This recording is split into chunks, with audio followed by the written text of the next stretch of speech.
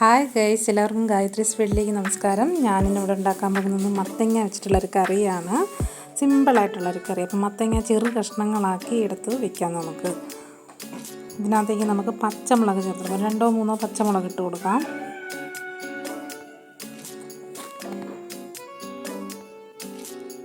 ഒരു 1/4 ടീസ്പൂൺ മഞ്ഞൾപ്പൊടി ചേർത്ത് കൊടുക്കുക അതിലേക്ക്. അതേപോലെ തന്നെ ഒരു 1/4 ടീസ്പൂണോ 1/2 ടീസ്പൂണോ മുളക് പൊടി, എരിവ് വേണ്ടവർക്ക് അതിപ്പോൾ 1/2 ടീസ്പൂൺ വരെ ചേർക്കാം. മുളക് പൊടിയും ചേർത്ത് അതിലേക്ക് നമുക്ക് വെള്ളം ഒഴിച്ചു കൊടുത്ത് ഇനി നമുക്കിത് വേകാൻ ആവശ്യമായ ഉപ്പ് ചേർത്ത് കൊടുക്കണം. അപ്പം ഒരു 1/2 ടീസ്പൂൺ ഉപ്പ്, അതും നമ്മൾ എത്രത്തോളം മത്തങ്ങ വെക്കുന്നോ അതനുസരിച്ചിട്ടുള്ള ഉപ്പ് ചേർത്ത് കൊടുക്കണം. ചേർത്ത് നന്നായിട്ട് മിക്സ് ചെയ്ത് നമുക്കിത് അടുപ്പിൽ വെച്ച് വേവിച്ചെടുക്കേണ്ടതുണ്ട്. അടച്ച് വെച്ചിട്ട് നമുക്ക് വേവിക്കാം.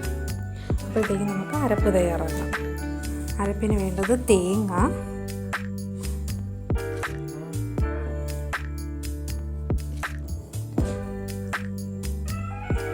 ഇതിലേക്ക് നമുക്ക് ചെറിയ ജീരകം ചേർത്ത് കൊടുക്കാം.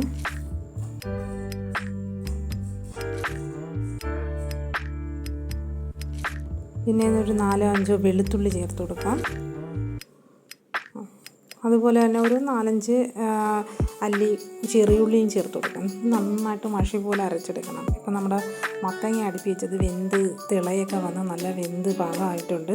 ഇനി ഇതിലേക്ക് നമുക്ക് അരപ്പ് ചേർത്ത് കൊടുക്കണം. അപ്പോൾ അരച്ച് വെച്ച അരപ്പ് നമുക്ക് ഇതിലേക്ക് ചേർത്ത് കൊടുക്കാം. ഈ അരപ്പ് ചേർത്ത് നന്നായിട്ട് മിക്സ് ചെയ്തെടുക്കണം. വീണ്ടും നമുക്കിത് ആ അരപ്പൊക്കെ ഒന്ന് ഇതിനകത്തോട്ട് പിടിക്കുന്ന ഒരു ടൈം, വെന്ത് വരുന്നൊരു ടൈം വരെ വെയിറ്റ് ചെയ്യേണ്ടതായിട്ടുണ്ട്. അരപ്പ് നന്നായിട്ട് മിക്സ് ചെയ്ത് നമുക്ക് അടച്ച് വെച്ച് ഒന്നും കൂടി വേവിക്കേണ്ടതായിട്ടുണ്ട്.